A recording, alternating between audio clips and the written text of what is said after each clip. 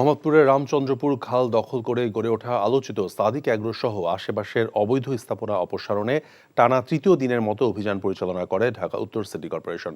খাল পুনর্খননের পাশাপাশি গুড়িয়ে দেওয়া হয় অ্যাগ্রোর অবশিষ্ট স্থাপনা। সিটি কর্পোরেশনের পক্ষ থেকে জানানো হয়েছে, দখলকারীরা যতই শক্তিশালী হোক, কাউকে ছাড় দেওয়া হবে না। বিস্তারিত জুনায়েদ আল হাবিবের রিপোর্টে। এখন জন্ম সনদ দিয়ে খোলো বিকাশ স্টুডেন্ট অ্যাকাউন্ট। নিজের বিকাশ নিজে কর। ছাগলকান্ডের ঘোলা জলে অবশেষে প্রাণ ফিরে পাচ্ছে মোহাম্মদপুরের রামচন্দ্রপুর খাল। প্রায় 2 যুগ ধরে দখল আর দূষণে মরতে বসা খালটি দখলমুক্ত করতে গত বৃহস্পতিবার অভিযান শুরু করে উত্তর সিটি কর্পোরেশন। অভিযানের তৃতীয় দিন আলোচিত সাদিক অ্যাগ্রোর অবশিষ্ট স্থাপনা গুড়িয়ে দেয়া হয়।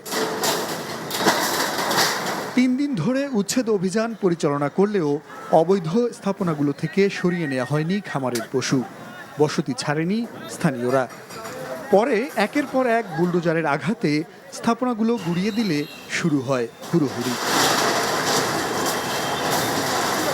প্রায় 20 বছর ধরে খালের মাটি ভরাট করে বসতি গড়ে তুললেও উচ্ছেদ করা জমি ব্যক্তি মালিকানা দাবি করে স্থানীয়রা। পুরোটা লিগ্যাল জমিন, খাস নাই একটু, এটা ইচ্ছা করে মনে করেন ভাঙতাছে গেম কইরা। কিচ্ছু ভালো নাই, এগুলো হেরাটা চক্রান্ত করতেছে আমাকে বাড়িটা ভাঙার জন্য।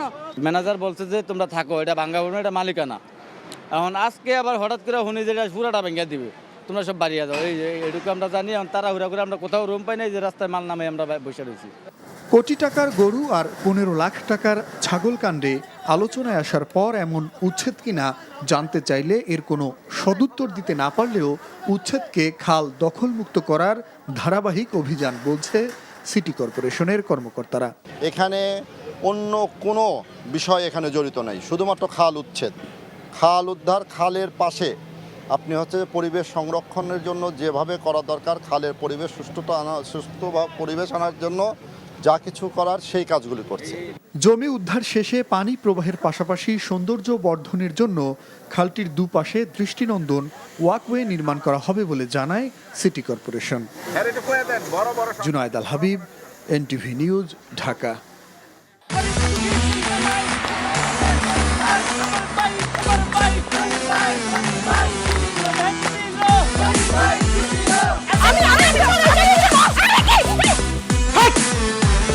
কি ধরনের আকাম করছে জানো? শালা বিয়ে করলো 2 খান, কিন্তু ফেসবুকে রিপোর্ট করেছে 1 খান।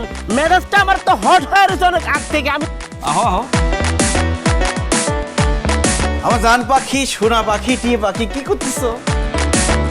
ফেসবুকে একটা পোস্টে অ্যাংরি রিঅ্যাকশন দিচ্ছি। Don't touch my body. বড় বউয়ের প্রতি অনেক কি বেশি না মায়া মহব্বত, যাও তারে গিয়ে দেখাও।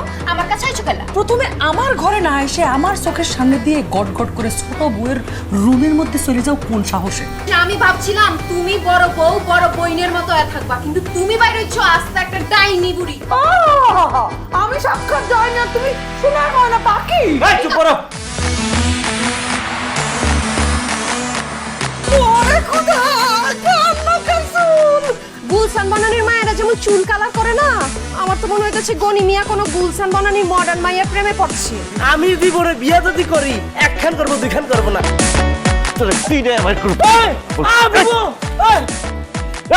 আরে কি করতেছ? আরে বাইরে করতে বাইরে যা কইছি শুনো, গড়তে বাইরে তুমি কি করতেছ তুমি? কোথায় যাচ্ছ স্বামী আমার?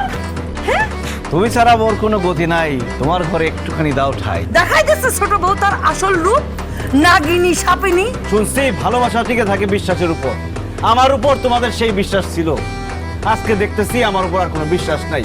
যেহেতু বিশ্বাস নাই, তোমাদের সাথে থাকার কোনো ইচ্ছা আমার নাই।